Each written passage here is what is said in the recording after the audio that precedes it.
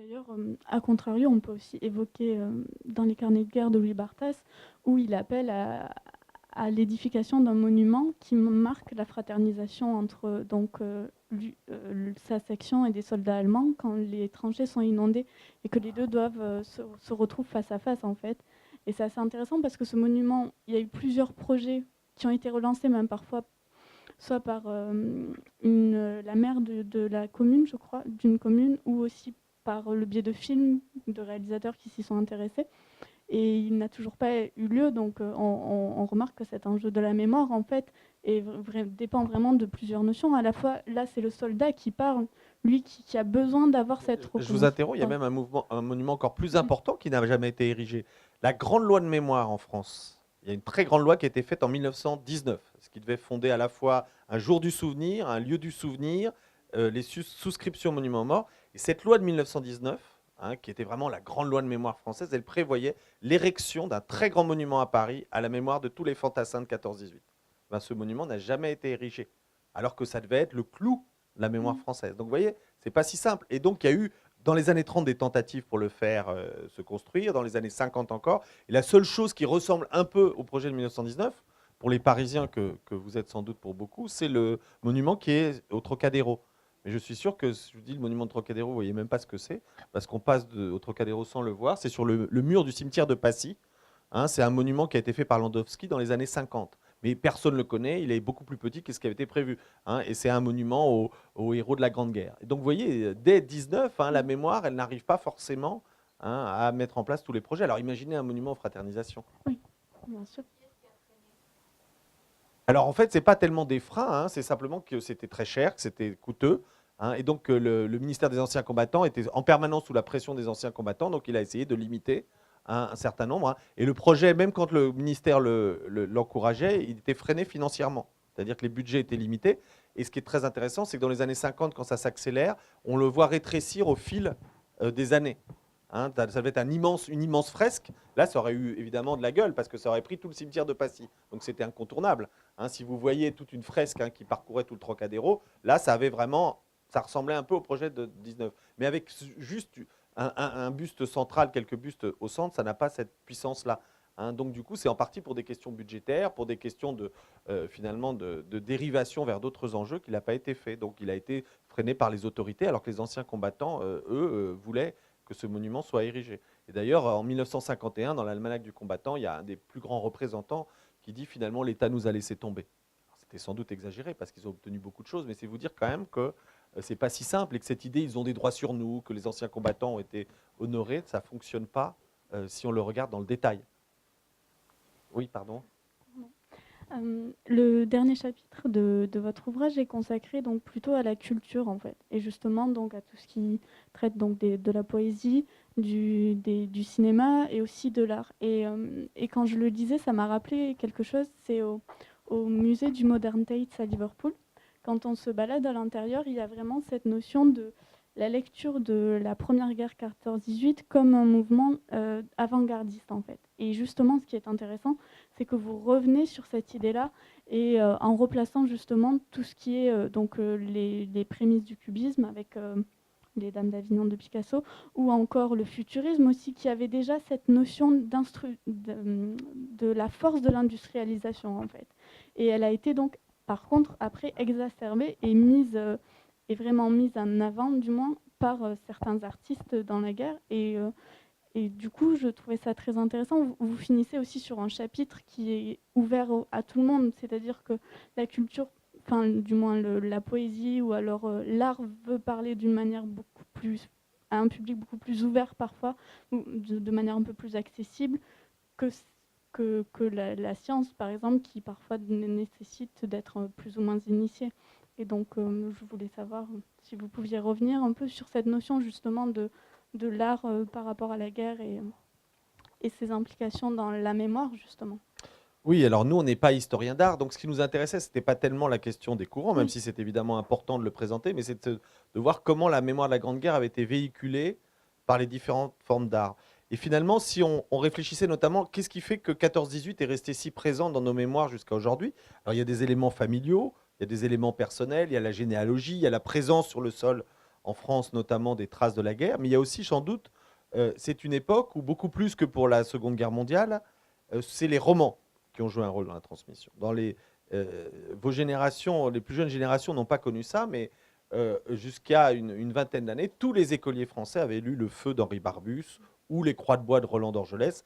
Ça faisait partie des grands classiques. Donc il y avait une transmission littéraire de la Grande Guerre qui était extrêmement puissante. Et donc il fallait évidemment analyser. En Angleterre, ce qui est intéressant, c'est que ce n'est pas le roman, mais c'est la poésie, par exemple. Chaque pays avait des formes d'art pour transmettre le souvenir. Et donc du coup, c'était important évidemment de se pencher sur la manière dont l'art, quel qu'il soit, romanesque, pictural, même la bande dessinée, où la télévision s'est penchée sur la Grande Guerre, parce qu'évidemment, ça a une grande puissance d'évocation et de transmission, et ça a évidemment basculé.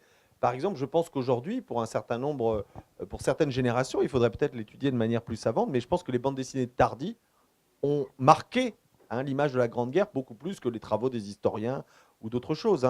Il est sûr qu'aujourd'hui, l'image de 14-18 à travers Apocalypse va aussi sans doute se marquer, même si on peut le regretter. Mais là n'est pas la question. Donc c'était très important de comprendre quelles sont toutes les formes d'art. Et puis sur cette question que vous posiez au début, qui est assez fascinante finalement, et qui peut être un peu provocatrice et un peu dure à assumer, est-ce que la Grande Guerre finalement engendre une forme de modernité?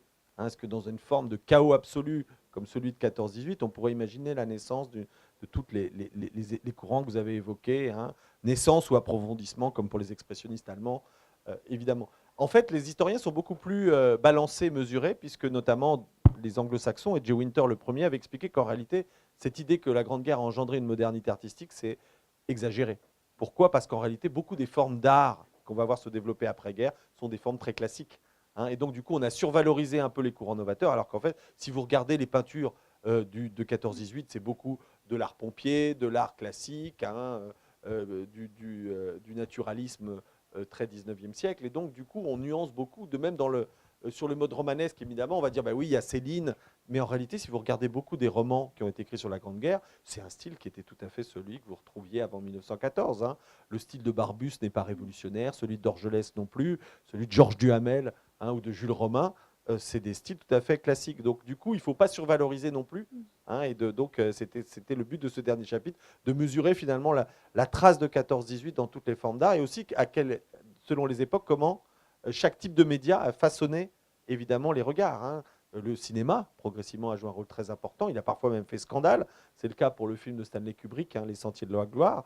Donc, ce qui nous intéressait, nous, c'était finalement l'articulation entre l'art, l'histoire et les formes mémorielles, en fait, dans les différentes sociétés jusqu'à aujourd'hui. Et d'ailleurs, ce qui me frappe, moi, au moment du centenaire, et c'est là-dessus qu'on a terminé, c'est que parmi les formes les plus actives, les artistes sont extrêmement présents.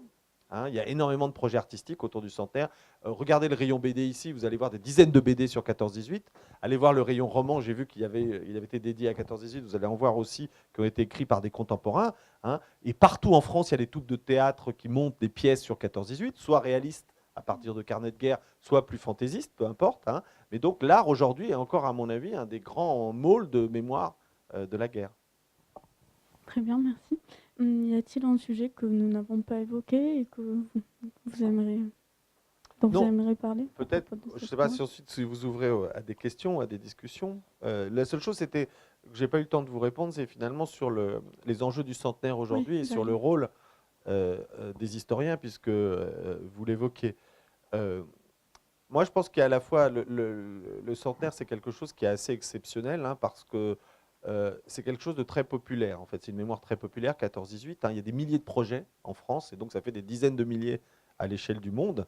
Et ce qui est intéressant, c'est qu'ils ne sont pas portés par les États en particulier, ou pas seulement par les États, mais aussi beaucoup par les collectivités territoriales, par les associations historiques, et même par des associations locales ou par des enseignants. Et donc ça, c'est assez fascinant, c'est de voir que 14-18, c'est une mémoire très active et très populaire. Donc ça, c'est un enjeu assez fascinant. Et du coup, ça risque... ça risque au contraire, c'est plutôt positif, ça risque d'empêcher tout monolithisme.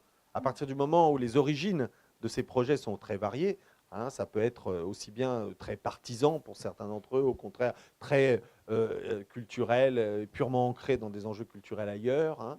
Donc ça, c'est assez fascinant et ça ouvre un centenaire qui est plein de promesses et de possibilités et qui ne sera pas seulement, je pense, guidé par les autorités politiques des différents pays. Et ça, c'est un des enjeux les plus intéressants. Et c'est là, du coup, le rôle de l'historien peut être aussi intéressant, à mon avis, aujourd'hui.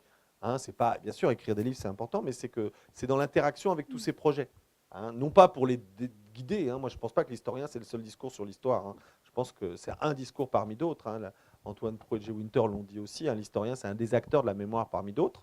Mais en même temps, je pense qu'il a un rôle à jouer justement pour essayer de donner à tous ces projets hein, une forme d'épaisseur que certains peuvent risquer de manquer s'ils ne font pas appel à des travaux d'historiens, à des historiens ou à des manières de faire qui soient des réflexions historiques. Donc je pense qu'il y a quand même un rôle à jouer qui n'est pas négligeable, non pas tant au niveau des autorités politiques, parce que de toute façon, ils n'écoutent pas les historiens, même quand. Enfin, ils font parfois semblant de les écouter. En tous les cas, ils les convoquent parfois, mais je ne suis pas sûr qu'ils les écoutent très profondément. Par contre, en revanche, quand vous êtes dans le dialogue avec des autorités locales qui ont des projets précis, ou avec des artistes, ou avec des gens qui montent un blog, ou qui éditent leur carnet, là, il peut y avoir une interaction assez fascinante hein, entre un savoir savant et un savoir très intime, parfois intuitif.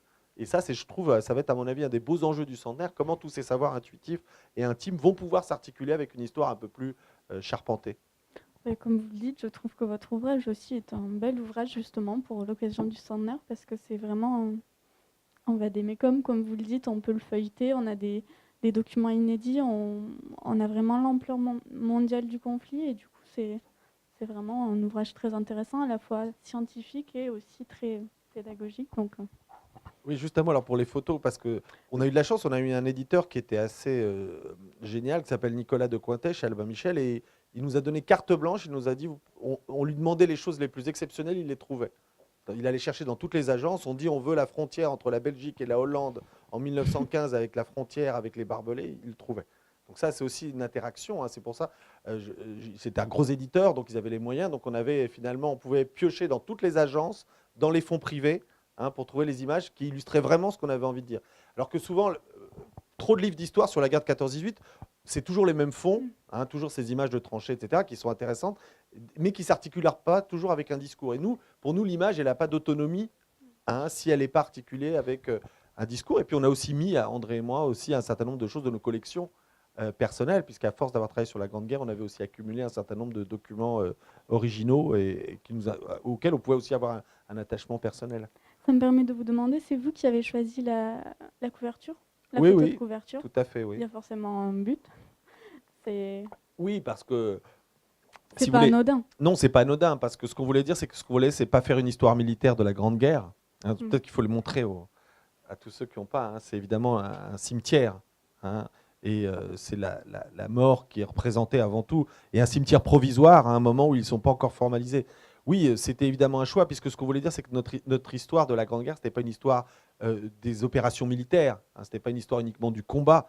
Hein, mais c'était une histoire de cette puissance mortifère de la guerre et de ses traces. Hein. Et ça, évidemment, c'est quelque chose qui nous a guidés. Donc, on voulait que dans la couverture, hein, on n'ait pas l'impression qu'on allait raconter simplement hein, le nombre d'obus, les différentes batailles. Hein, mais nous, évidemment, ce qui nous, sans doute, j'aime pas ce mot, c'est un anglicisme qui nous drive. Évidemment, c'est beaucoup plus hein, la violence de ce qu'ont subi les combattants hein, que de raconter les déroulements des opérations. Il faut les connaître, mais ce n'est pas ce qui nous motive fondamentalement en écrivant l'histoire de la Grande Guerre. Très bien, merci beaucoup. Merci à vous.